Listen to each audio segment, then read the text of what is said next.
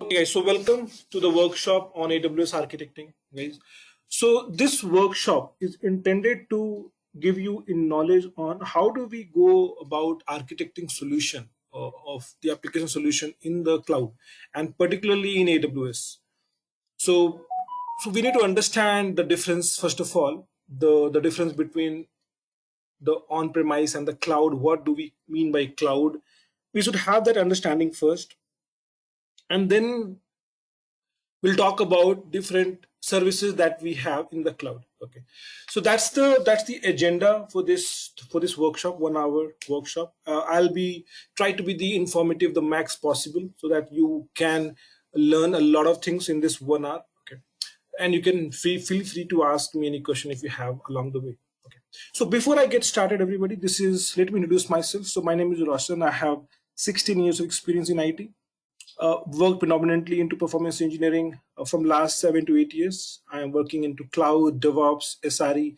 I'm currently working as a principal SRE, uh, and I'm mostly responsible for all those things that you see, keeping the application highly available in the application, retail applications. I'm involved in that. So I work with one of the retail giants. They have the one of the biggest online footprint, and they have a huge load of traffic. So we're supposed to support that and make sure the application is highly available, reliable, performing, all sorts of things. Okay, so no downtime, basically no downtime. The best customer experience is all about that. Okay, so I hope you guys understood the agenda. So on the agenda, I'm gonna just uh, write something. So I would like to take this from the very basics. Okay, so when we talk about the cloud, okay, one of the popular cloud is what we have is AWS, because the reason for it, they started quite early. They were quite early in the market. 2015 they started. uh, 2007 basically, and all the other cloud service providers, they have started quite late.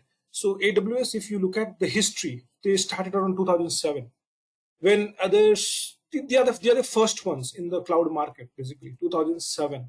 You can imagine how old this technology is, and it's there from quite some while. So, and there are other as well. We have in the cloud space, we have likes of Azure, we have GCP, we have these multiple cloud service providers we have.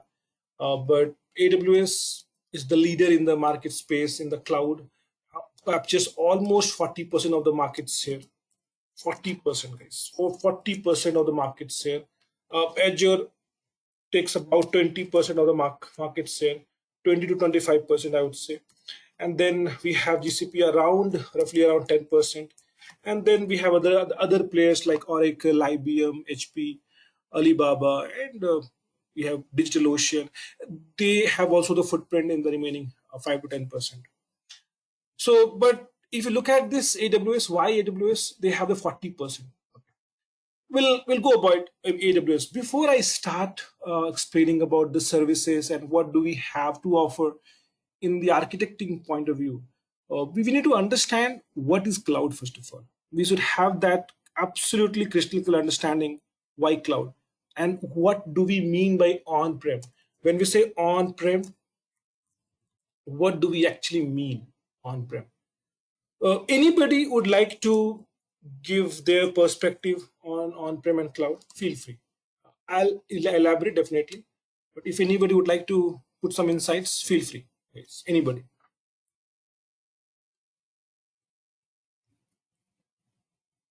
Let's have that interaction, guys, so that it's good. Then I'll pitch in definitely. Anybody, whatever you have the understanding, feel free.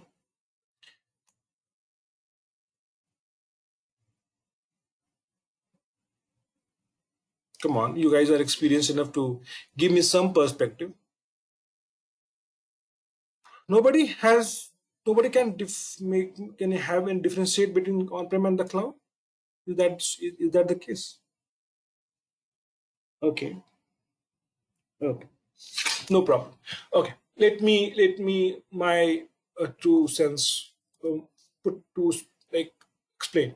Okay, so before I before we understand on-prem and cloud, we need to understand what is a data center.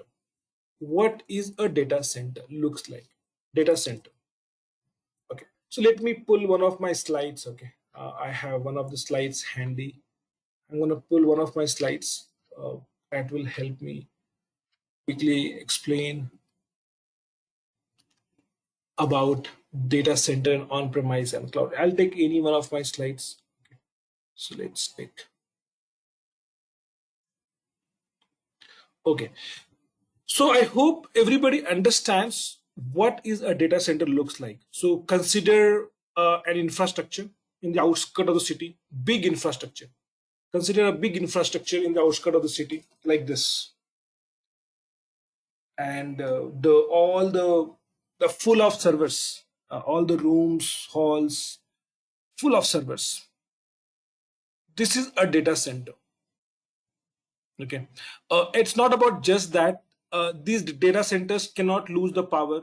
So if you look at electrical lines, multiple power, storage, backups, okay, electricity, multiple electric, like they're always redundant, multiple of everything, because we cannot lose the internet connectivity, we cannot lose the power.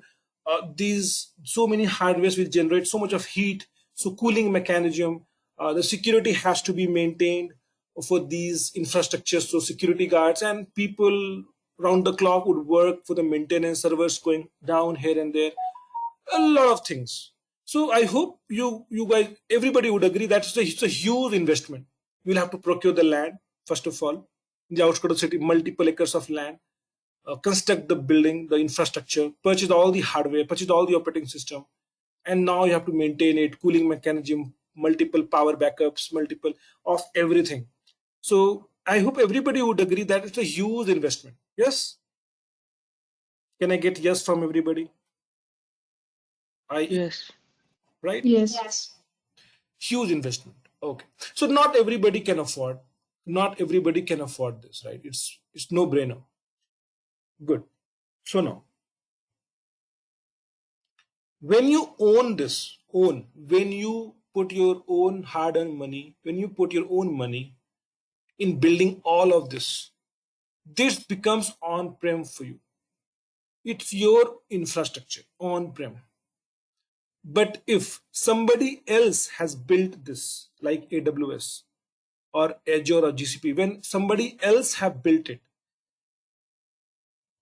and you are going to just leverage few servers, some storage services, some services, and you will pay rent for them, that's cloud. So just in a very simple layman term, I have explained.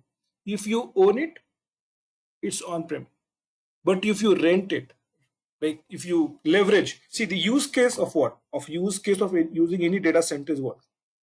Using the servers, getting the servers to deploy your application, having some storage service to store your backups, you store your data, so storage services, right? All of those things.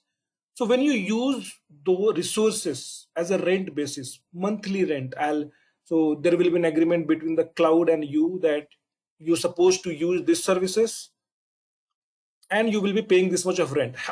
How we people stay on rent, right?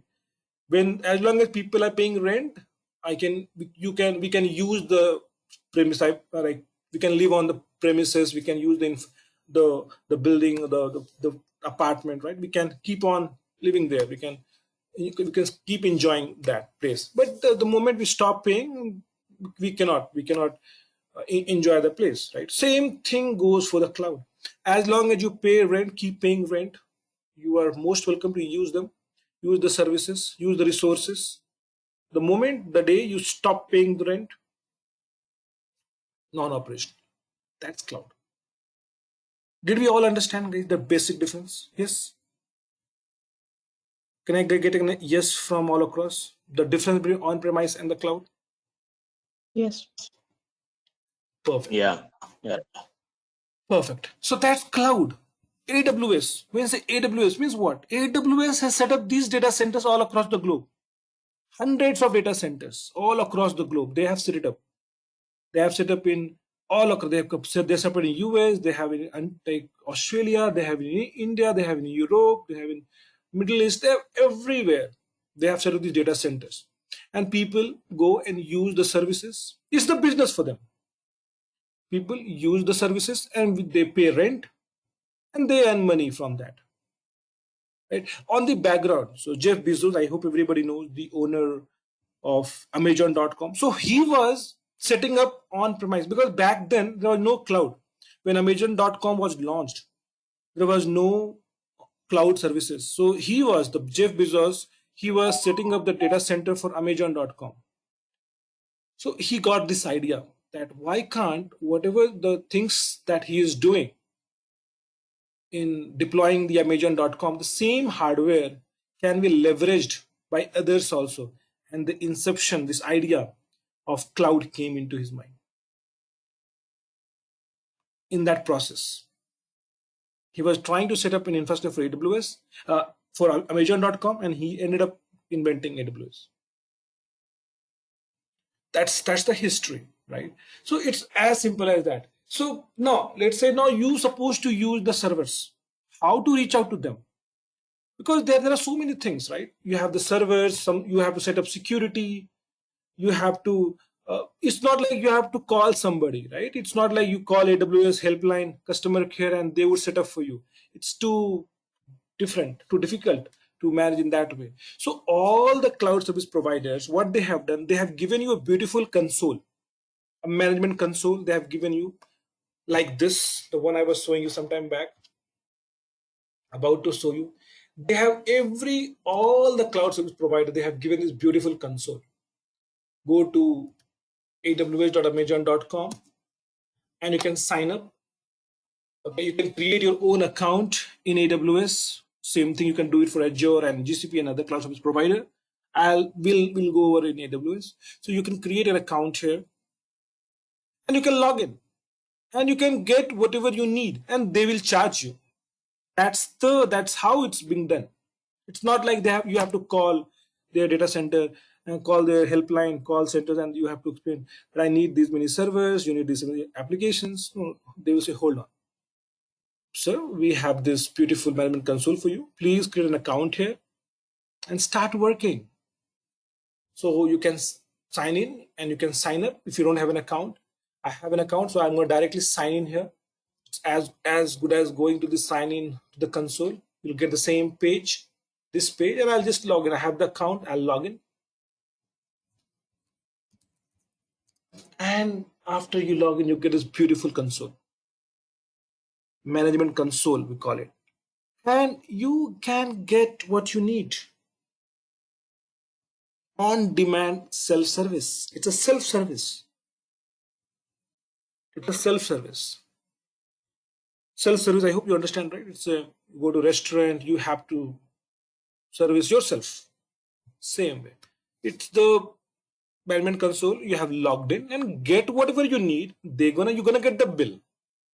They have the billing system in place. Whatever you use, they're gonna bill for you. What all you're gonna use? What all could be the use case? Servers. I need this. Everybody needs the server, right? To deploy the application.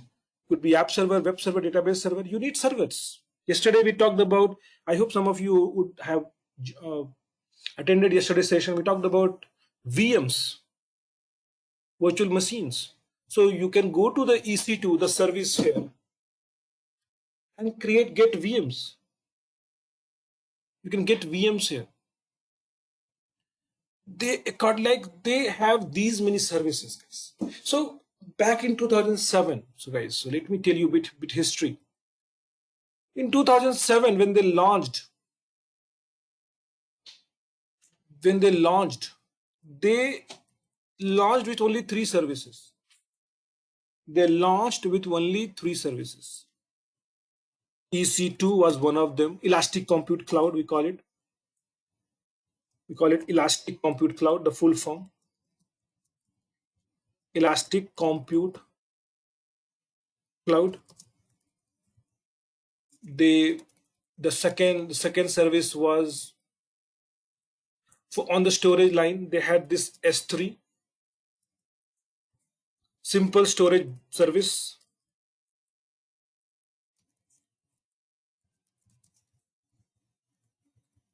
Simple storage service. For the storage, see what is the use case? See, these are the service name, but what is the use case? Here the use case is getting the servers. Everybody needs the server, right? You can get server in Azure also. You can get servers in GCP also. Anywhere. The use case is getting the server to deploy your application. Here, what is the use case? Getting the storage. Storage is the use case. This is the name of the service in AWS. The third one, the third service back in 2007 is your SQS. The third service is SQS, simple queue service. It's for the database, for the developers, we use simple queue service. When the request goes, it will be in the queue for the somebody to get processed, right? Simple queue service. So these are the three services but launched in 2007 when they started.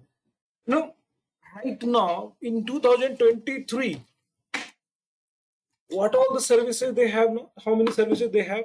Any guesses? 200 plus services. 200 plus services. 200 plus services. 200 plus. And it's a no-brainer that in 2030 or 2045, how many services they would have and what all business they will. So cloud is going to be something that will always there. They're going to evolve based on the technologies that's coming up in the market. They're going to evolve. So no-brainer that this cloud will be going to be around and it's going to be there.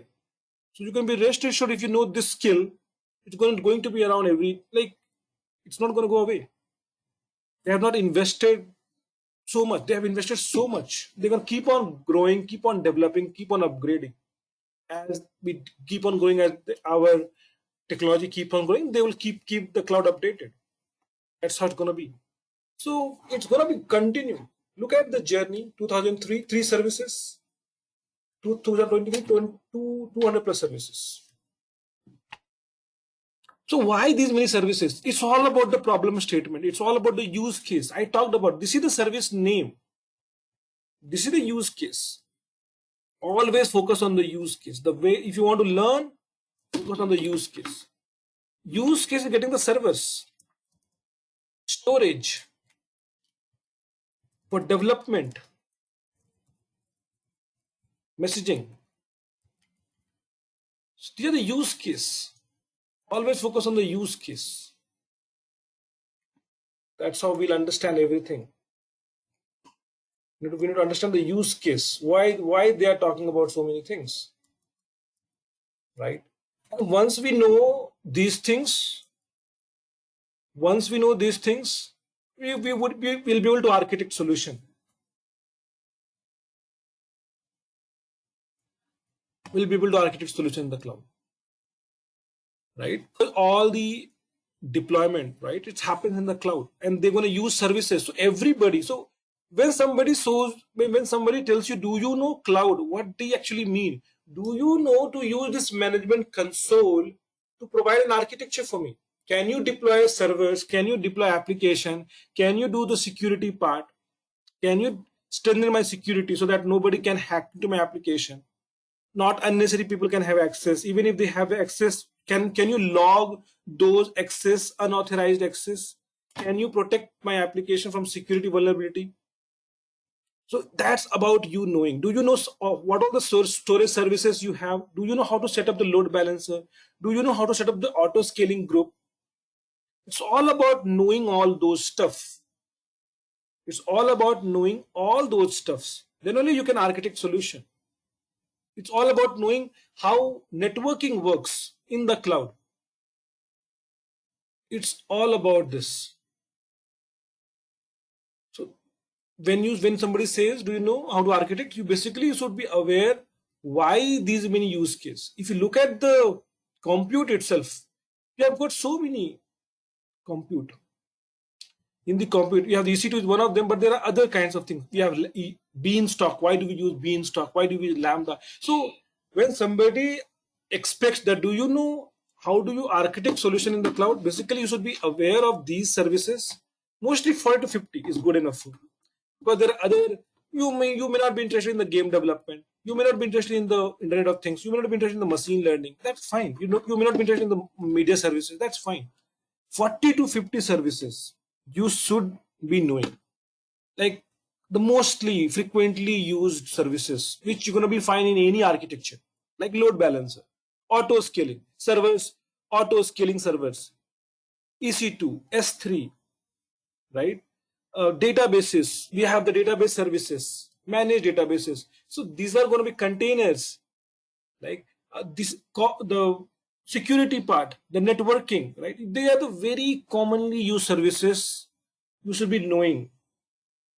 You should be knowing. That's what people expect when somebody asks, do you know, can you architect solution in the cloud?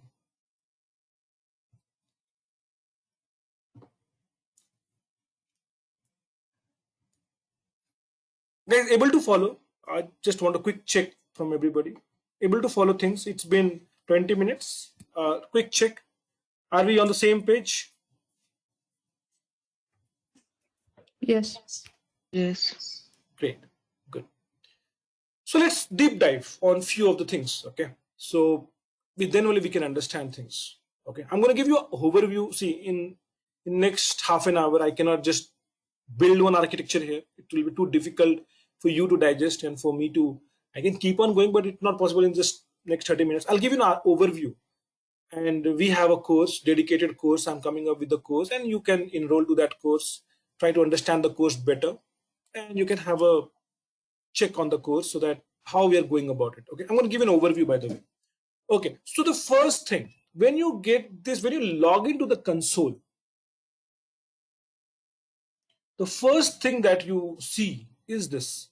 You can select regions because AWS, their footprint is global. They have their data centers across the globe. So you first need to decide where do you need to create infrastructure, right? Servers. If you look at the AWS footprint, the global footprint, they are in 31 launched regions. 31. They are in 31 launched regions. 31 regions. Their total number of availability zones is 99. So availability zones is nothing but a data center. 99. Hundreds of data centers they have. And in 31 regions they have. And they have points of presence as well. I'll talk about that sometime. Look at this. This is the global infrastructure that they have. So you can find your country where you live in right now. Right? So how do we decide which region to select? That could be the first thing. That is the first thing you should be knowing when you architect a solution. On what basis you decide a particular region or a particular data center? Anybody can give me an answer on that. I would like to understand your perspective. On what basis do you think I can go ahead and select a region? Guys. Based on the users who are going to use my application. That's great. That's perfectly great. Yes. Because if I have my user base in US or in Australia, I would like to have my infrastructure in near to my customers so that they get the least best experience, least latency. Delay should be less for them, right? So it's not like if I live in one part of the world, I need to create my infrastructure there. No. So what is the use case? Again, the customer. Where is my customer base? If my customer is base going to be in Australia, there is no point for me of creating infrastructure in Europe or in US. Like unnecessary delay I'll be creating. Absolutely great point. So we discussed about 2 points. The customer, so the region, right? On what basis I select a region? Absolutely. Somebody mentioned the customer base. And secondly, I just added to that. Why? Because of latency.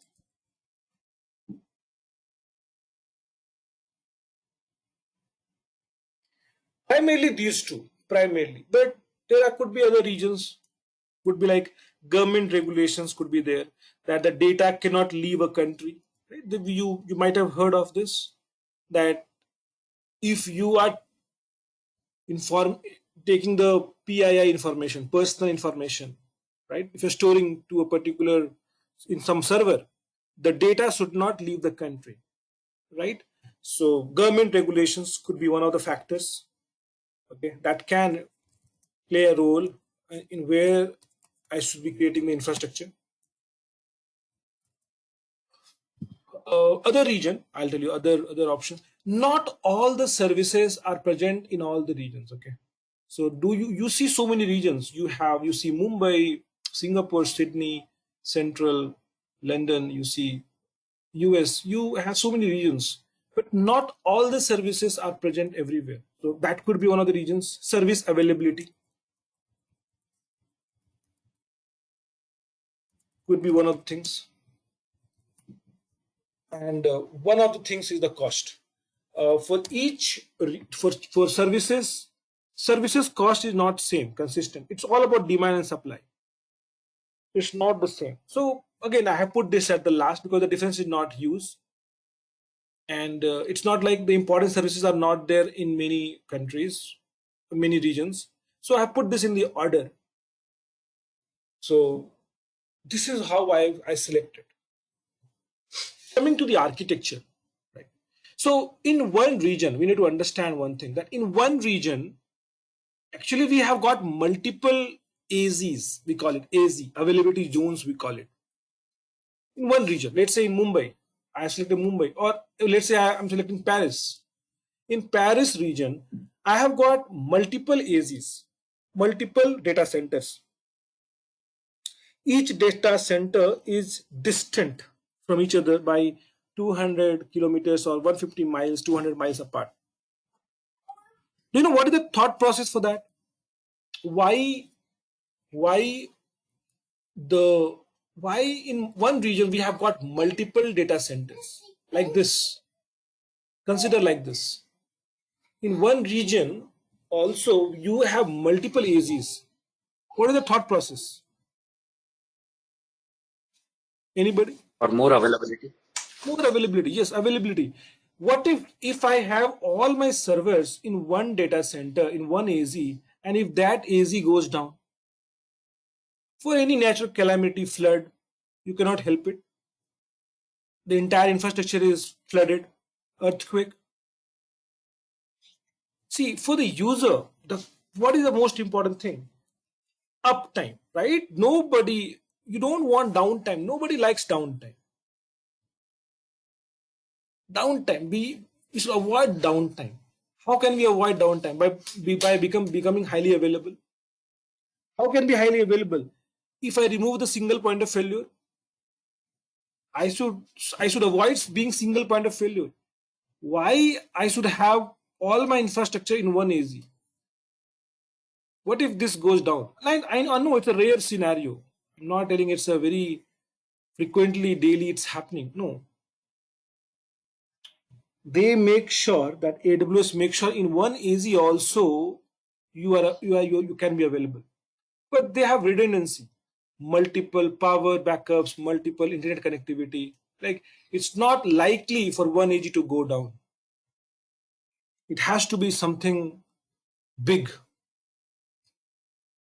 to make one AZ down. But still, AWS has in their setup, in their global footprint, they have this. There has to be a region to it, right? AWS or any cloud, they have this. They have got multiple AZs in the same data center to be highly available. So the idea, what is the way?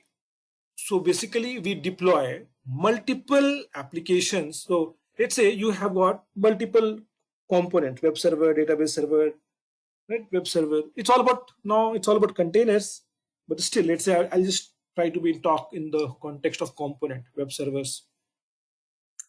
So the idea here is to deploy to avoid single point of failure. So the idea here to deploy multiple nodes per AZ for any component. For any component, deploy multiple nodes. per AZ. Deploy multiple nodes. Don't deploy only one node. Don't have a single point of failure. Deploy multiple nodes. So at least even if one node goes for a down, go for a maintenance, right? In the rack where the server is there, this rack can go for the maintenance, right? You cannot avoid that. So always have multiple nodes per AZ. That's point number one. To be you are highly available. Always have multi AZ deployment. Always go with multi AZ deployment. Multi AZ deployment. So have your multiple nodes per AZ and use multiple AZs. Don't use only one AZ. So in one region, you can use all the three AZs, that's fine. But use multiple AZs. See, that's how the architecture thinks. An architect thinks this way. They have to think in multi-dimensions. So availability, performance, security, reliability, cost. These are called pillars. We call it pillars. Whenever you architect a solution, we have to think in all dimensions. Highly available, performing, security. If your application is highly performing, but it is vulnerable to security threats, you have not done a proper tightening of your ports. Anybody can access. Then it's a huge risk you're carrying. Any day your application could be hacked. Security. Same. It's security is more important than performance, because you are hosting in the cloud customer data. They will sue you. Performance is down, they may put a ticket, they may fine you. If they will play with security, they will sue you.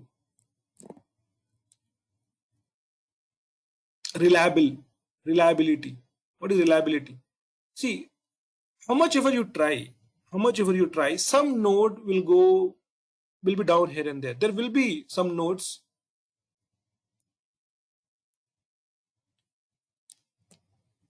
getting restarted, getting stopped. But you should not lose high availability. You should not have downtime. So how soon your system recovers from failures is the reliability. How soon your system recovers from failure. Failure will happen. Take my words, failure will happen. Some nodes, some parts would go down here and there. But that should not bring downtime. And that should not impact performance also. You should be fault tolerant. Right? It comes back to the normal. And cost. You should not provide a solution which is too costly. It's eating up the margins, no point.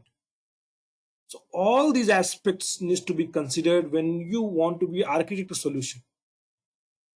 So this is one of the examples of I gave you on the high availability front.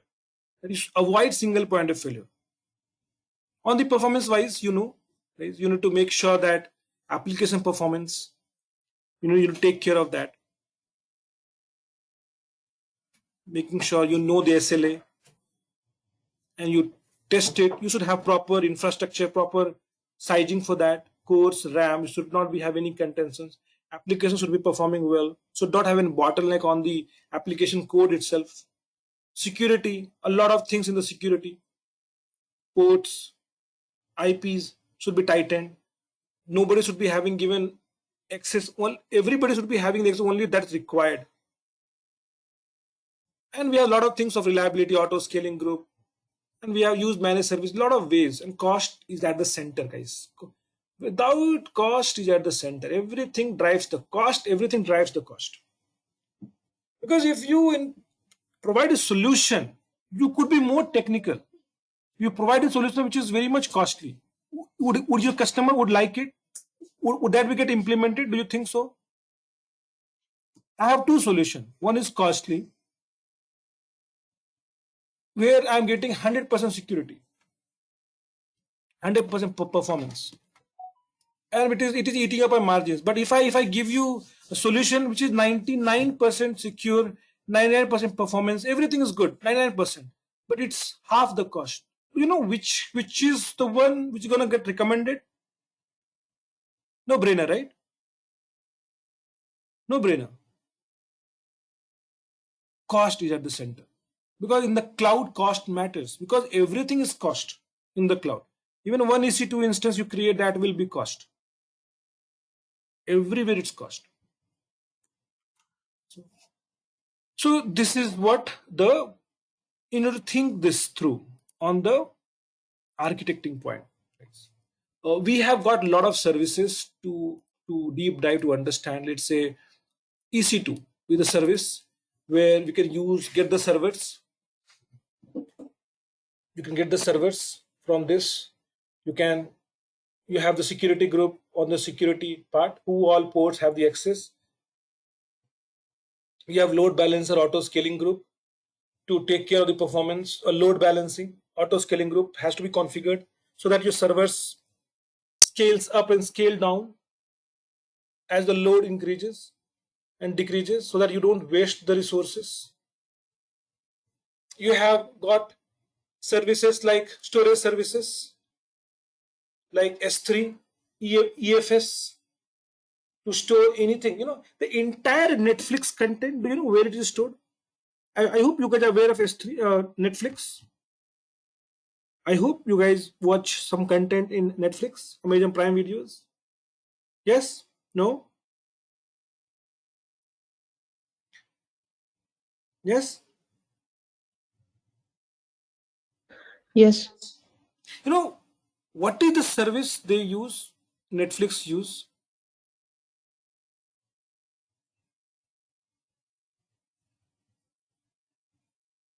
S3. The entire S3. Netflix content is stored in S3. All the content you see, movies, serials, Netflix is one of the biggest consumer of AWS. The entire content of Netflix is stored in S3 bucket, used for the storage services. I showed you about the load balancing. We have called VPC, database services. Earlier, we used to install database on the server. We used to install database. Now it's all about managed. AWS has automated everything. Cloud is all about automation. Cloud is all about automation. AWS and other cloud service provider, could be Azure, GCP. Everybody has automated. Now it's managed database. You don't need to install. Installation all has been taken care, automated. As a user, you just need to focus on the app optimization, indexing, optimizing the query. That's all you need to worry about. That's all you need to worry about.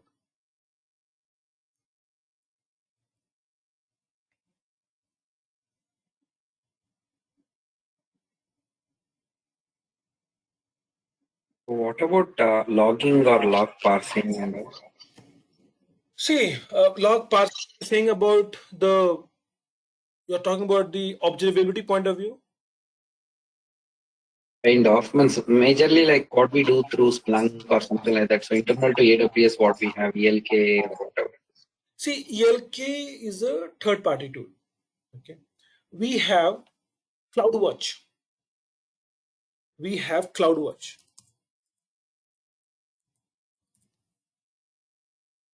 In CloudWatch, we have called logging. See, AWS has their own service, CloudWatch. So if CloudWatch is integrated with every service CloudWatch is integrated with.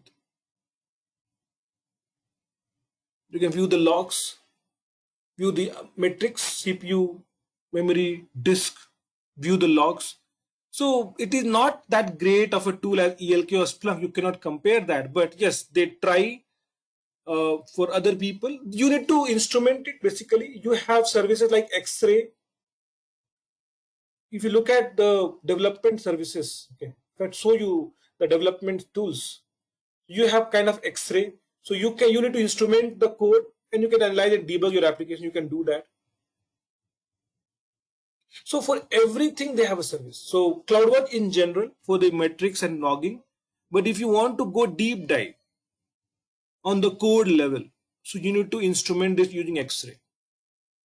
Using X-ray, you can create a debug log and you need to instrument the code and you get the proper logging and you can trace your application.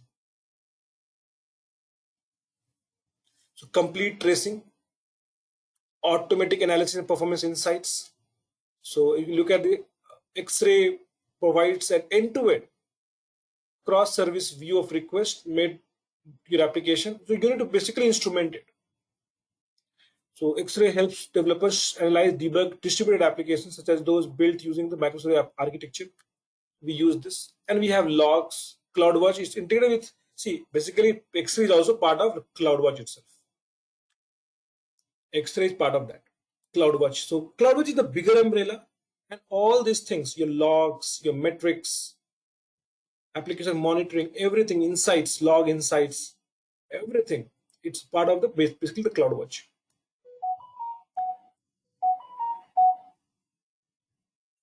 For everything, you have a service. It's always worthwhile to know one cloud service provider nowadays. That's how the trend is.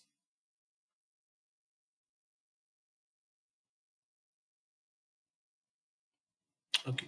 So we just went over the use case of servers.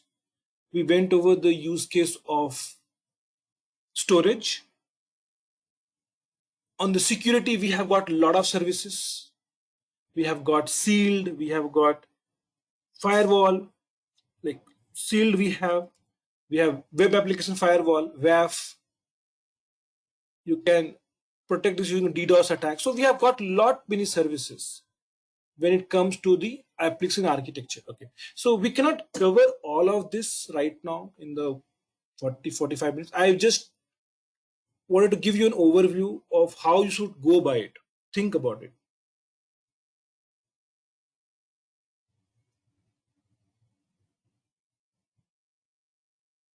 Right. So everybody, I'm gonna share one link with you. So I'm coming up with this course, okay, on SRE, Site Reliability Engineer. Okay. In this course, we'll be talking about mostly on the AWS part. Okay. And in detail, basically, when in detail, I'm gonna share this link. Let me just give you perspective. The demo, you can join the demo next weekend, Saturday. Feel free to join the demo and few couple of sessions. Feel free.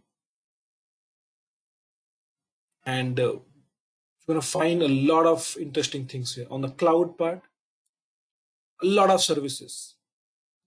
Look at this, all the services that we went over, EC2, IAM, right? So how do you manage your users? EC2, all the storage services, your databases, your networking, your Lambda, API gateway, all about CloudWatch. So we'll talk about all of those things in the cloud part, and then we have other topics as well in the course.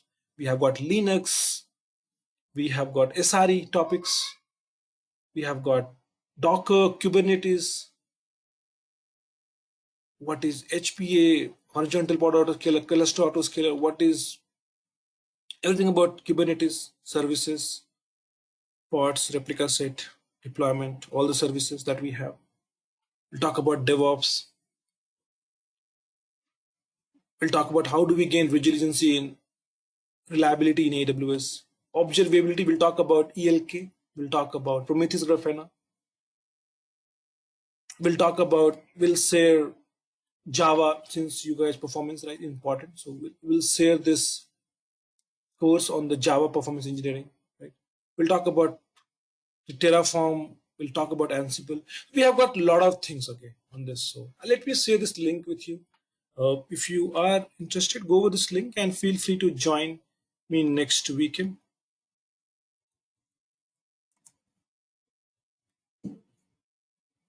So what's the best discounted price, Roshan? On the cost part, please. On the course you are asking? Yeah. Okay, so please contact Mr. Kumar on the cost part. Okay, I'm not the one to discuss. So feel free to call Mr. Kumar and discuss. Okay. Here is the number. First, I would Yeah. recommend you to feel free to join the demo and then understand the course and then take a decision. And for anything, you please call Mr. Kumar. One quick question when so generally what is Lambda for? If you want to tell it in 2 or 3 lines. Sure. So Lambda is, we call it function as a code. Okay.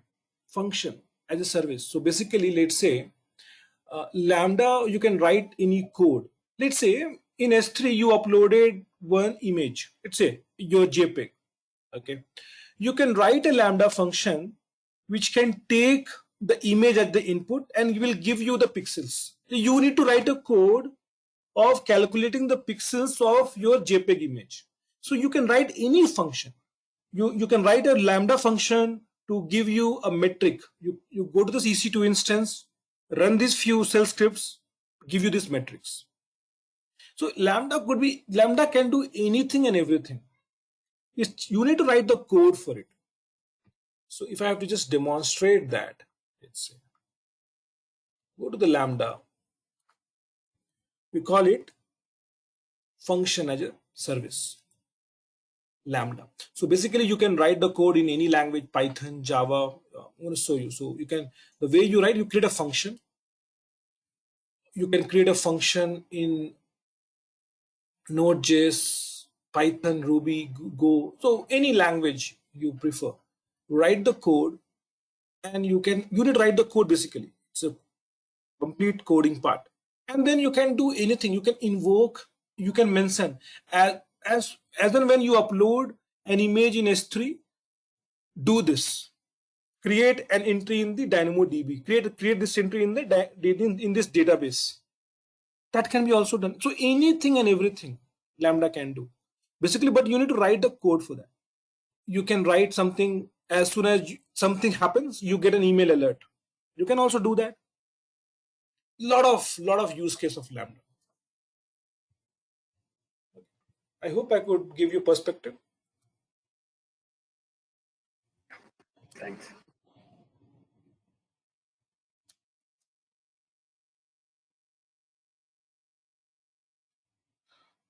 Okay, guys. Anybody has any questions?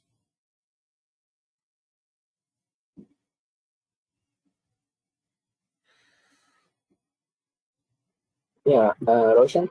Go ahead. Yeah, I'm basically from performance testing. Yeah. So just thought of concentrating on performance engineering. So how it's going to be useful for me as a performance engineer?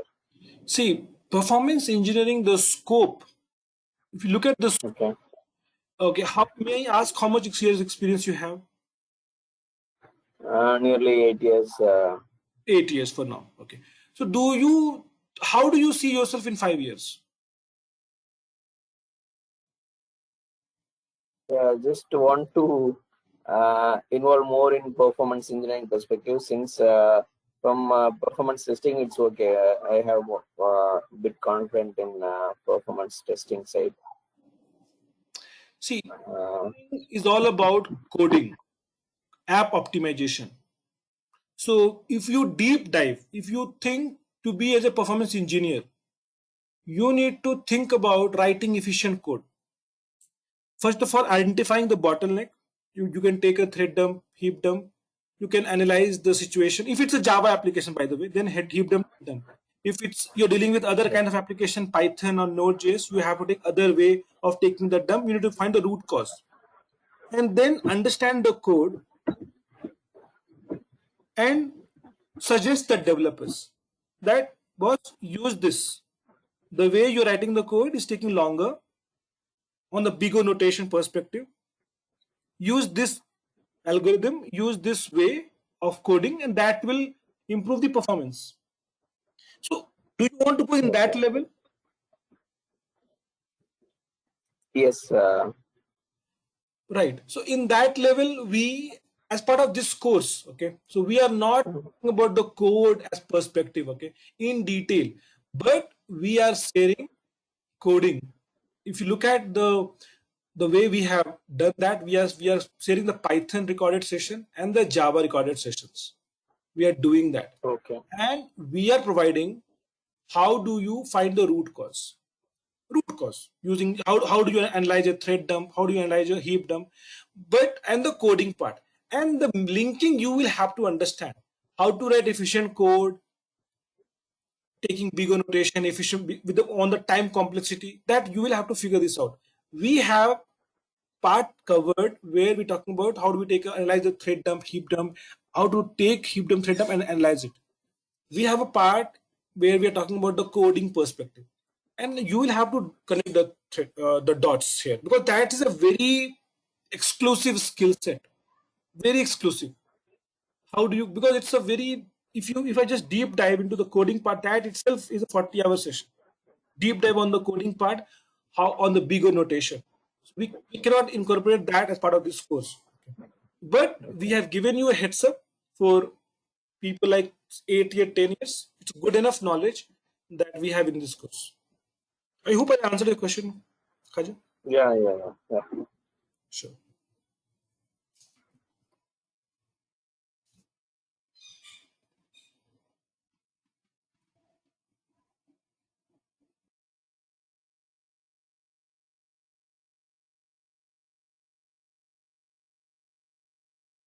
If we don't have any questions, guys, that's all I wanted to cover today in this 1 hour. We'll deep dive into some architecture and other things during the course, okay, that we have. Okay, feel free to ping me in the WhatsApp group that we have. Definitely, I'll respond. Okay, tag me and ask me any question if you have. And for any detail, please reach out to Mr. Kumar on the course. You have his number, Mr. Kumar Gupta, here. For any detail on the course and upcoming workshop and the demo session that we have. So that's all, guys, from mine. Thank you so much, everybody. Thank you. Thank you. Thank you.